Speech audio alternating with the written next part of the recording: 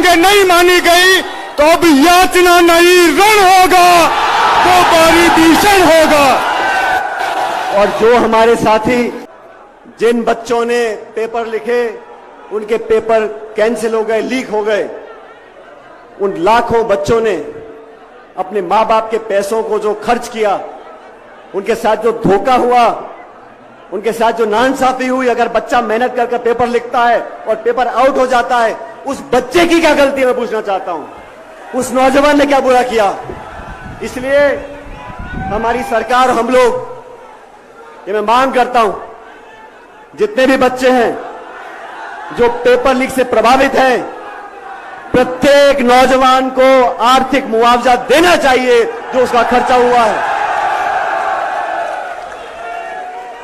से बने कोई साइंटिस्ट हो, कोई लेक्चरर हो, कोई प्रोफेसर हो, जिसका कोई वजूद हो, ऐसे लोगों को मेंबर बनाना चाहिए। तो आरपीएससी को भंग कर एक पूरा मूल चूक परिवर्तन, ये कोचिंग क्लास, ये अधिकारी, ये प्रिंटिंग प्रेस, ये आरपीएससी, ये माध्यमिक शिक्षा बोर्ड, ये जो पूरा जंजाल बना हुआ है, इसको ध्वस्त करना पड़ेगा, एक नया खानान बनाना पड़ेगा।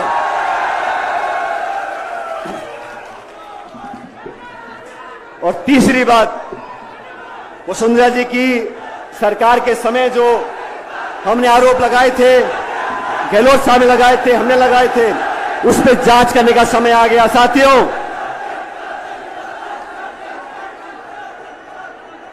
उन आरोपों पर जांच होनी चाहिए।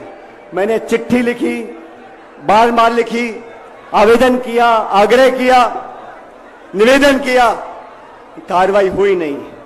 मैंने अनशन किया, कार्रवाई हुई नहीं। हमने जनसंघर्ष यात्रा निकाली, मैं उम्मीद करता हूं कार्रवाई होगी।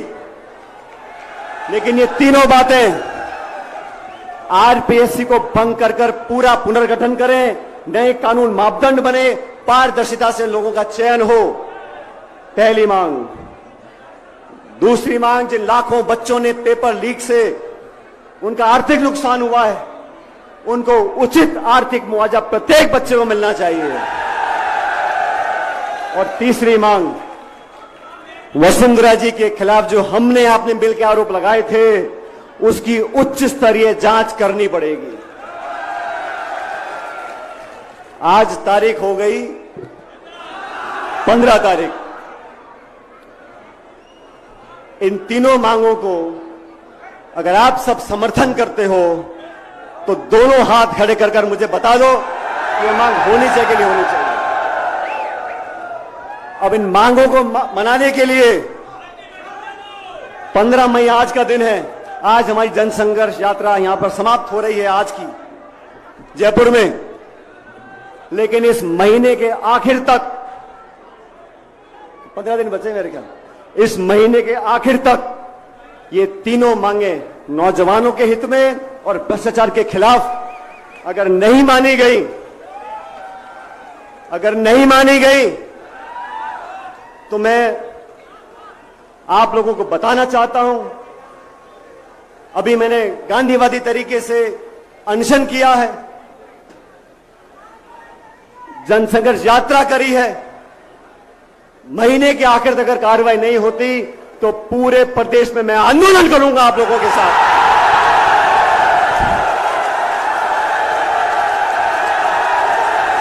जनता के साथ रहेंगे, गांव में, ढाणी में, शहरों में हम पैदल चलेंगे, जनता को साथ लेकर चलेंगे, न्याय दिलाएंगे, न्याय करवाएंगे, आपकी बात को रखते रहेंगे।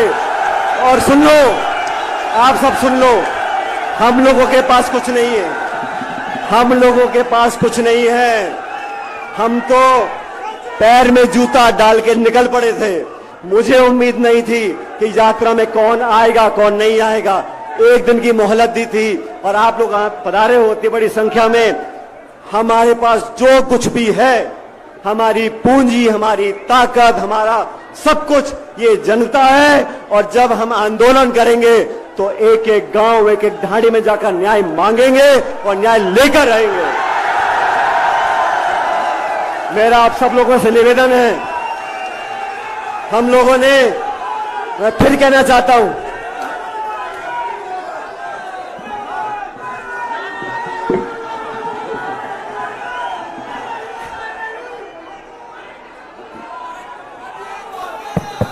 अगर 15 दिन में मांगे नहीं मानी गई तो अब याचना नहीं रण होगा, वो बारी भीषण होगा। और जो हमारे साथी इतनी करनी में फर्क नहीं होना चाहिए,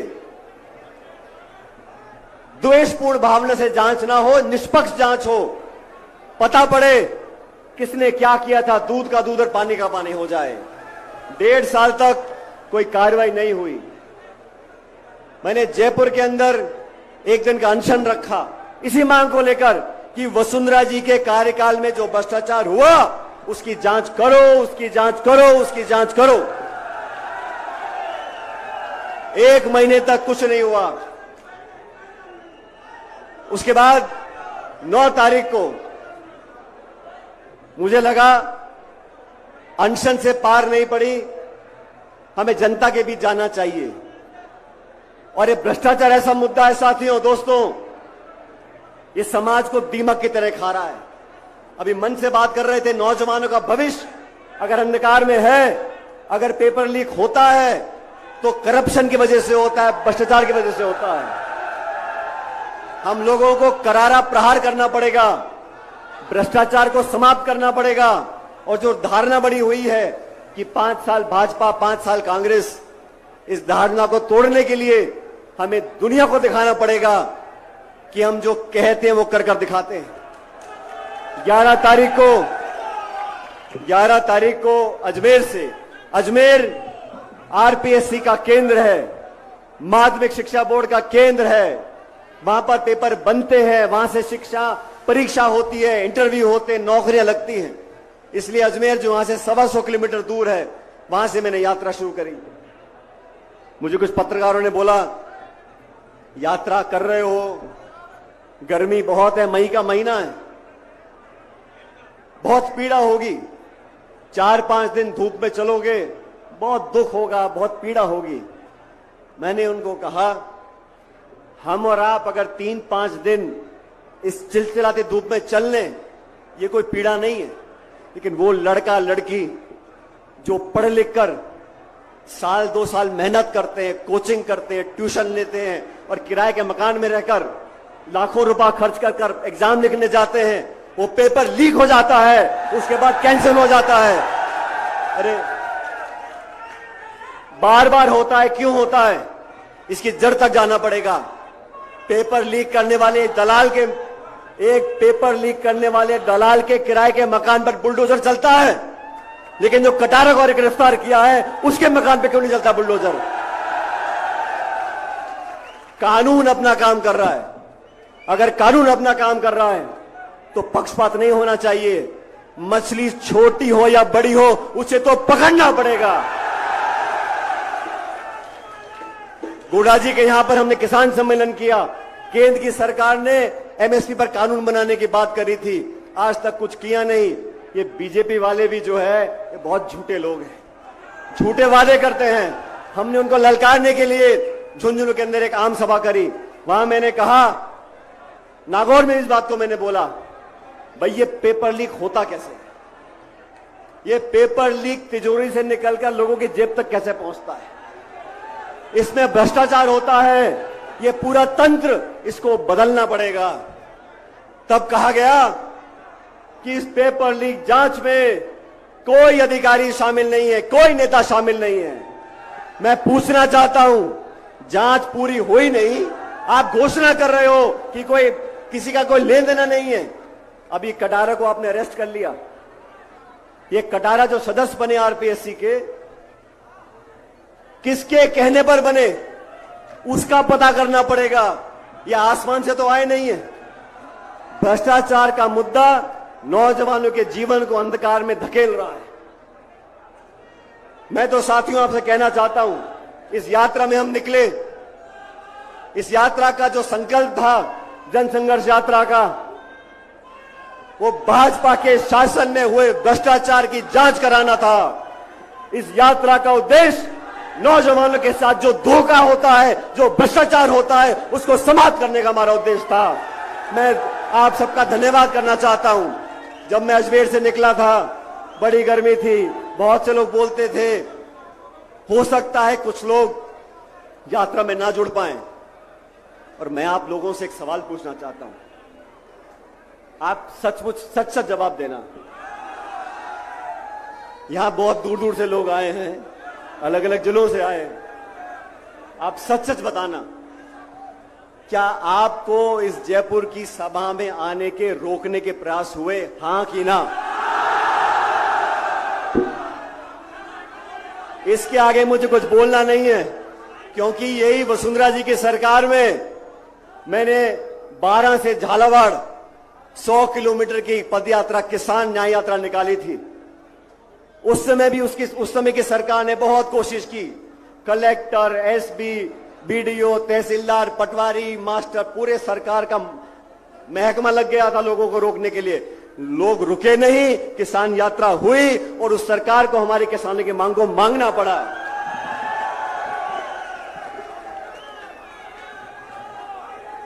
साथियों, हमारा जनसंघर्ष किसी नेता के खिलाफ नहीं है, हमारी यात्रा किसी के विरोध में नहीं है, लेकिन मैं आज इस मन से कहना चाहता हूं, हमारी यात्रा भ्रष्टाचार के खिलाफ है, हमारी यात्रा नौजवानों के भविष्य को बेहतर बनाने के पक्ष में है और हम इसमें रुकने वाले नहीं हैं। अभी आपने भाषण सुना आदरणीय हेमाराम जी का। कुछ दिन पहले हम सब बाड़मेर गए थे और हेमाराम जी बहुत कम बोलने वाले व्यक्तियों में से हैं, लेकिन आज मैं उनका भाषण सुन रहा था। ये कहां की नीति है?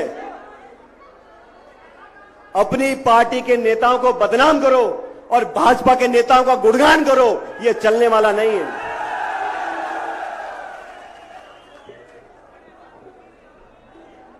सत्ता में जब लोग आते हैं तो कोई व्यक्ति नहीं आता, शासक बैठता है कुर्सी के ऊपर, उसको तेरा मेरा करने का अधिकार नहीं, उसको पक्षपात करने का अधिकार नहीं, उसको न्याय करना पड़ेगा, कठोर निर्णय लेने पड़ेंगे। और मैं बार बार बोलता हूं, 6 महीने के बाद चुनाव राजस्थान के अंदर है। अगर हम कार्रवाई नहीं करेंगे, दूध का दूध और पानी का पानी, आजकल नींबू दूध बहुत चल रहा है, दूध का दूध और पानी का पानी नहीं होगा तो हमारे विरोधी बोलेंगे कहीं कोई गड़बड़ तो नहीं है। मैंने कभी किसी को आरोप नहीं किया, मैंने कभी किसी पे इल्जाम नहीं लगाया, और मैं आपसे पूछना चाहता हूं, मेरे मुंह से कभी किसी के खिलाफ एक बुरा शब्द निकला? मुझे बताओ। और मैं आपसे पूछना चाहता हूं, मेरे खिलाफ गाली देने में कोई कमी रखी क्या? चुन चुन कर मुझको भला बुरा कहा गया, मेरे को कोई चिंता नहीं। आप मुझको गाली दो, अपमानित करो, आरोप लगाओ, मुझको, हमारे साथियों को इससे भी निचले स्तर के आरोप लगाओ, हमें कोई चिंता नहीं। लेकिन इस लोकतंत्र में जो आज आप सब लोग बैठे हो, आप ही गणेश हो, आप ही जनार्दन हो, और आपके आशीर्वाद से यहां पर लोग आगे बढ़ते हैं, पीछे आते हैं। किसी को गलतफहमी नहीं होनी चाहिए। साथियों, राजस्थान के अंदर हर साल 20 से 25 लाख नौजवान बच्चे बच्चियां 20 से 25 लाख नौजवान बच्चे बच्चियां सरकार द्वारा जो एग्जाम होते हैं वो लिखते हैं। हर बच्चा बच्ची तैयारी करता है, उसके माँ बाप पेट काट कर उसके लिए पैसा इकट्ठा करते हैं। गांव से जो बच्चा आता है जयपुर पढ़ने के लिए, वो क्या खर्चा करता है किताब में, ट्यूशन में, कोचिंग में, पैसे में, खाने पीने में, कैसे कैसे पैसा इकट्ठा वो करते हैं। लाख रुपया साल का खर्च होता होगा। लेकिन मैं कहना चाहता हूं, जिन बच्चों के पेपर कैंसिल हो गए, जिनकी उम्र निकल गई, जिनके मन में मायूसी आ गई, नौजवान के मन में अगर मायूसी आ जाएगी तो देश का भविष्य बेहतर नहीं है। ये जन संघर्ष यात्रा नौजवानों के कलेजे में आग लगाने के लिए है, उनको विश्वास दिलाने के लिए है। हमें हताश होने की जरूरत नहीं है, रास्ते निकलेंगे, भविष्य बेहतर होगा।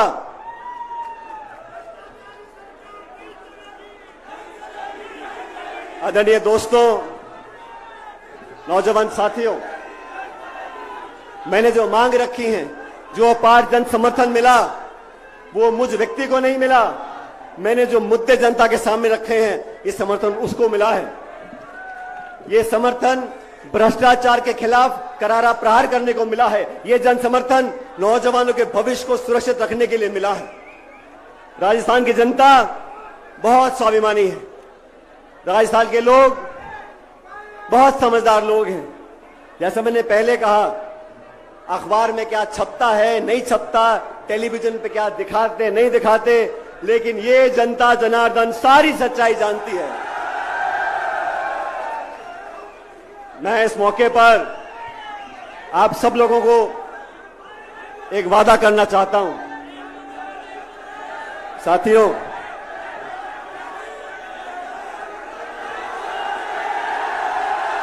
मैं आप लोगों को वादा करना चाहता हूं, मुझको और मेरे परिवार को राजनीति में 40-45 साल हो गए। अब नेट बंद करो, बिजली बंद करो, जनता बंद होने वाली नहीं है। मुकेश जी, ये नेट पेट सब फेल हो जाएंगे, चिंता मत करो। 20-22 साल से मैं राजनीति कर रहा हूं। मुझे भी बड़े बड़े मौके मिले जनता की सेवा करने का, केंद्र में, राज्य में, सांसद, विधायक, बहुत सारे पद मिले। लेकिन ये प्रदेश और देश की जनता जानती है, मेरी निष्ठा, मेरी ईमानदारी और हम लोगों के काम करने के तरीके में मेरा सबसे घोर विरोधी भी उंगली नहीं उठा सकता। ये हमारी कमाई है, ये जनता का विश्वास है। इस पे तुम कितने भी आरोप लगा लो, कितनी भी चुगली कर लो, कितनी भी अफवाह फैला लो, आप लोग इन बातों को मानोगे कि नहीं मानोगे?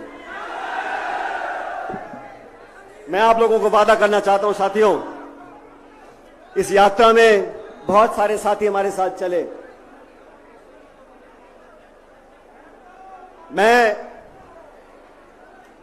आप सबको आश्वासित भी करना चाहता हूं और वादा करना चाहता हूं अब सबके सामने,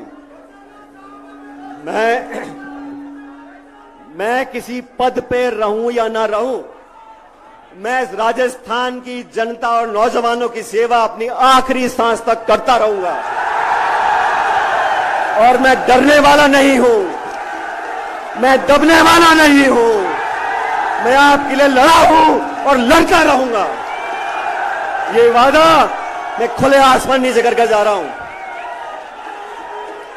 प्यार से मांगो, हम हाथ काट के दे देंगे। धमका के मांगोगे तो हम हिलने वाले नहीं हैं। हम लोगों ने कमी नहीं छोड़ी मेहनत करने में, खून पसीना बहाने में। मेरे साथ जो हजारों लोग चले हैं, आज मैं आपको बताना चाहता हूं, आप नौजवानों के पैरों के छालों की कसम, मैं अब पीछे हटने वाला नहीं हूं। आपके साथ रहूंगा, हमेशा रहूंगा। राजनीति सिर्फ सत्ता लेने के लिए है, राजनीति सिर्फ पद पर बैठने के लिए है। नौजवान दर दर भटकता रहे, हम सिर्फ सत्ता का सुख लेंगे, ये संभव नहीं है। जो भी कुर्बानी देनी होगी मैं देने को तैयार हूं, जो भी करना होगा मैं करने को तैयार हूं। अभी चुनाव हुआ कर्नाटक में, भारतीय जनता पार्टी की सरकार थी, कांग्रेस पार्टी ने आरोप लगाया ये 40% की भ्रष्ट सरकार है। जनता ने आरोपों को स्वीकार किया, कांग्रेस को बहुमत दिया और भाजपा को मैदान से भगा दिया। ये भ्रष्टाचार ही वो चीज है जो लोगों के दिल में गुजरती है। हमने भी किया था राजस्थान में, लेकिन अब कोई सफाई दे रहा है। दूध और नींबू, कोई कह रहा है कितनी बार बात हुई, 10 बार हुई, 15 बार बात हुई, 20 बार बात हुई। अरे मैंने तो कभी कहा ही नहीं कि मिली भगत है। मैं तो इतना कह रहा हूं कि हमने अपनी जबान से जो वादा किया लोगों के बीच में, उसको कृपया करके पूरा कर दो। जनता के बीच जाना है हमारे को 6 महीने के बाद। इतने सारे लोग यहां धूप में खड़े हैं, यहां आप लोग सच में मेरी ताकत, हम सबकी हिम्मत, और जो मंच पर लोग बैठे हैं हम सब आपके सेवक हैं। हम किसी के खिलाफ नहीं हैं, हम किसी का विरोध नहीं करते, लेकिन सच और न्याय का रास्ता उस पर हम चलते रहेंगे। अब दोस्तों, वसुंधरा जी के ऊपर जो आरोप लगाए हम लोगों ने, उसको पूरा करने का समय आ गया। और भी वेद सोलंकी जी भाषण दे रहे थे। वेद बहुत जज्बाती व्यक्ति है। मैं वेद जी आपको बताना चाहता हूं, जिन बच्चों ने पेपर लिखे उनके पेपर कैंसिल हो गए, लीक हो गए। उन लाखों बच्चों ने अपने मां बाप के पैसों को जो खर्च किया, उनके साथ जो धोखा हुआ, उनके साथ जो नाइंसाफी हुई, अगर बच्चा मेहनत करके पेपर लिखता है और पेपर आउट हो जाता है, उस बच्चे की क्या गलती है मैं पूछना चाहता हूं। उस नौजवान ने क्या बुरा किया? इसलिए हमारी सरकार, हम लोग, ये मैं मांग करता हूं, जितने भी बच्चे हैं जो पेपर लीक से प्रभावित हैं, प्रत्येक नौजवान को आर्थिक मुआवजा देना चाहिए जो उसका खर्चा हुआ है। आरपीएससी इतनी बड़ी संस्था जयपुर में है। आरपीएससी में जो आज जो धारणा बनी हुई है कि वहां जुगाड़ चलता है, आरपीएससी में नियुक्तियां राजनीतिक दृष्टिकोण देकर की जाती हैं। किसी का भांजा, किसी का भतीजा, किसी की बीवी, किसी का घरवाला। मैं मांग करता हूं, अगर दोबारा नौजवान का विश्वास कायम करना है, एक उदाहरण प्रस्तुत करना है, तो ये आरपीएससी को बंद करो, एक नई व्यवस्था कायम करो। आरपीएससी का चेयरमैन, आरपीएससी के मेंबर, कोई मापदंड तो हो। जान पहचान, रिश्तेदारी, किसी नेता से निकटता, ऐसे मेंबर बना दोगे आप। मेंबर को हटाने के लिए राष्ट्रपति तक जाना पड़ता है, लेकिन बनाने में क्या है? एक ऐसा कानून बने पारदर्शी तरीके से, आरपीएससी का चेयरमैन, आरपीएससी के मेंबर, और जो जांच होती है, जब हाईकोर्ट का जज बनता है उसकी आईबी जांच करती है, उसकी पृष्ठभूमि की जांच की जाती है, कहां उठता है, कहां बैठता है, क्या खाता है।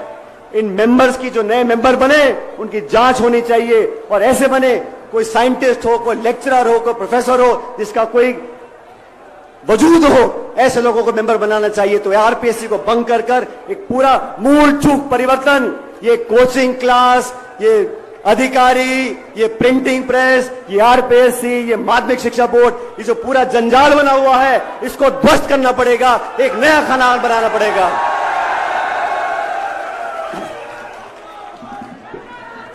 और तीसरी बात, वसुंधरा जी की सरकार के समय जो हमने आरोप लगाए थे, गहलोत साहब ने लगाए थे, हमने लगाए थे, उस पर जांच करने का समय आ गया। साथियों,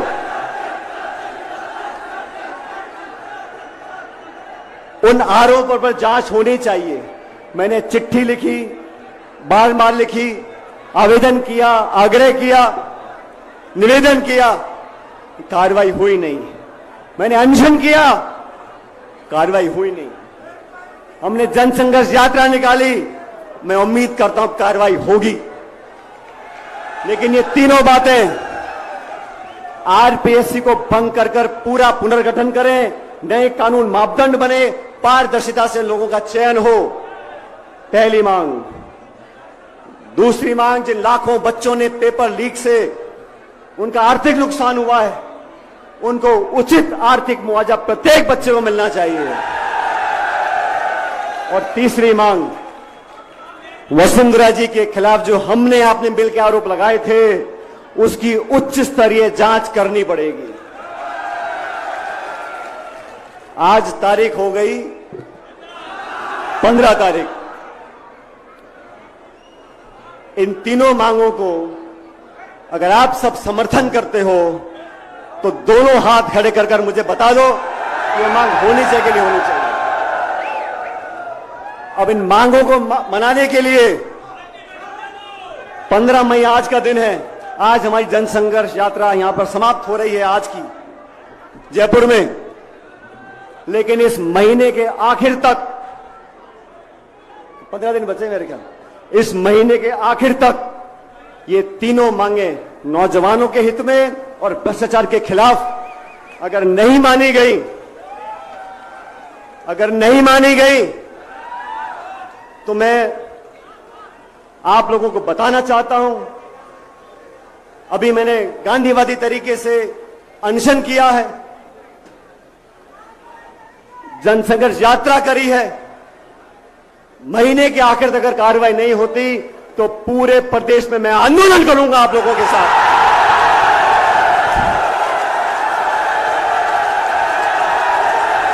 जनता के साथ रहेंगे, गांव में, ढाणी में, शहरों में हम पैदल चलेंगे, जनता को साथ लेकर चलेंगे, न्याय दिलाएंगे, न्याय करवाएंगे, आपकी बात को रखते रहेंगे। और सुन लो, आप सब सुन लो, हम लोगों के पास कुछ नहीं है, हम लोगों के पास कुछ नहीं है। हम तो पैर में जूता डाल के निकल पड़े थे। मुझे उम्मीद नहीं थी कि यात्रा में कौन आएगा कौन नहीं आएगा। एक दिन की मोहलत दी थी और आप लोग पधारे हो इतनी बड़ी संख्या में। हमारे पास जो कुछ भी है, हमारी पूंजी, हमारी ताकत, हमारा सब कुछ ये जनता है। और जब हम आंदोलन करेंगे तो एक एक गांव, एक एक ढाणी में जाकर न्याय मांगेंगे और न्याय लेकर आएंगे।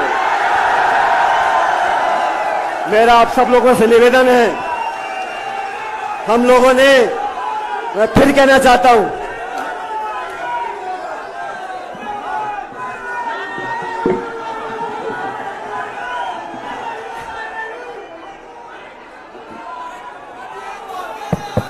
अगर 15 दिन में मांगे नहीं मानी गई तो अब याचना नहीं, रण होगा, वो बारी भीषण होगा।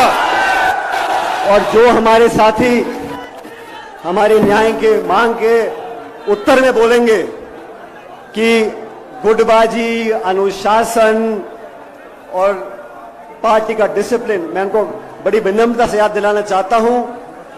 हम लोगों ने बात रखी, दिल्ली में हमारी बात को सुना और एआईसीसी ने कमेटी बनाकर हमारे काम को आगे बढ़ाया। लेकिन 25 सितंबर को जो विश्वासघात किया सोनिया गांधी के साथ,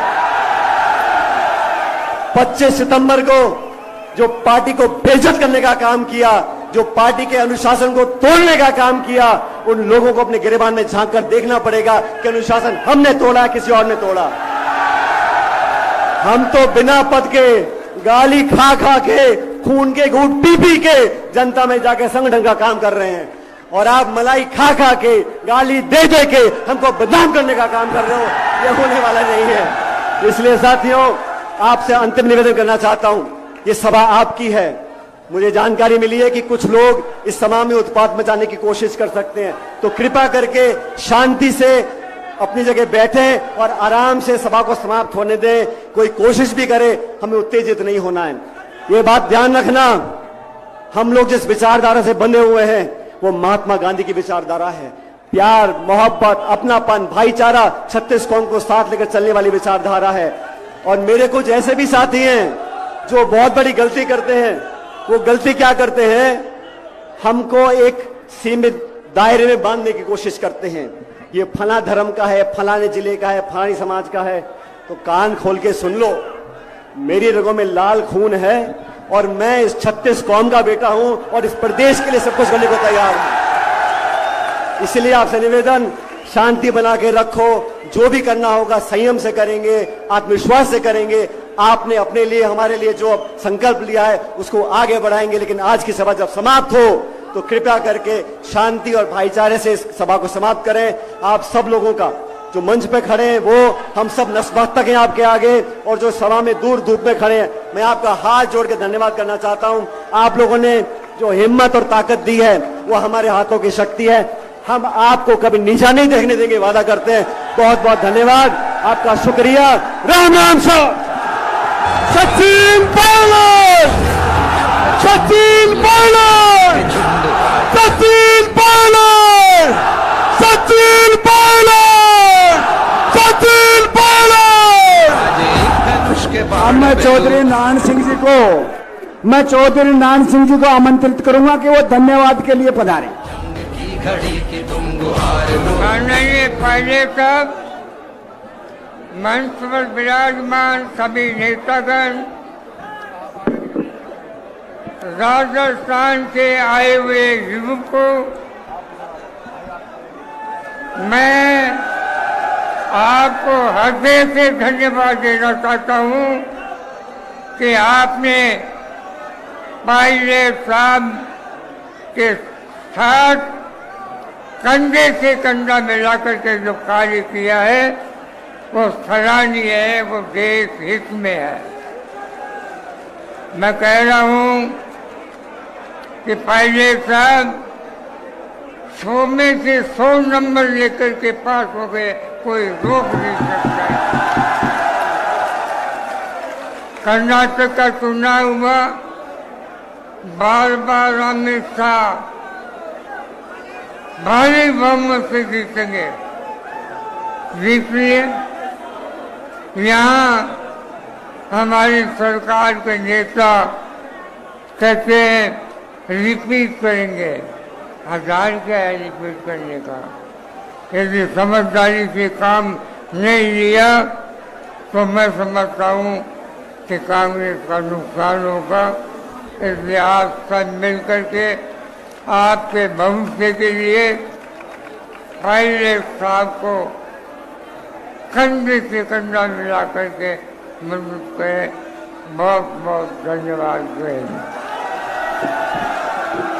सचिन पायलट, सचिन पायलट, सचिन पायलट।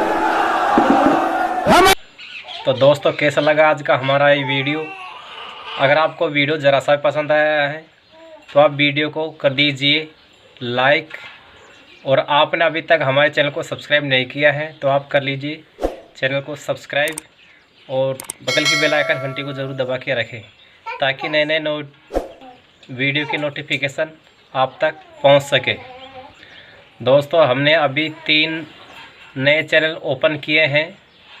जैसे आपको अगर ब्लॉग देखना पसंद है तो आप दबंग खटाना ब्लॉग चैनल ओपन करें। यहाँ ये देखो, ये नाम है, इस नाम से आप सर्च करें, आपको मिल जाएगा। मैंने लिंक डिस्क्रिप्शन में दे दिया है। अगर आपको न्यूज़ सुनना पसंद है तो आप दबंग खटाना न्यूज़ चैनल खोलें। ये देखो, इस नाम से हैं, मैंने लिंक डिस्क्रिप्शन में दे दिया है। और आप अगर आपको कहानी मोटिवेशन सुनना पसंद है तो आप दबंग खटाना स्टोरी, ये देखिए यहाँ पर है, इस नाम से है, आप सर्च करें। अगर आपको डीजे सॉन्ग पसंद है तो कुछ ही दिनों में दबंग गुजर लाख, ये देखिए दबंग गुजर लाख, इस चैनल पर आपको डीजे के सॉन्ग देखने के लिए मिलेंगे। वीडियो पूरा देखने के लिए बहुत बहुत धन्यवाद। फिर मिलते हैं आपसे एक नए वीडियो में।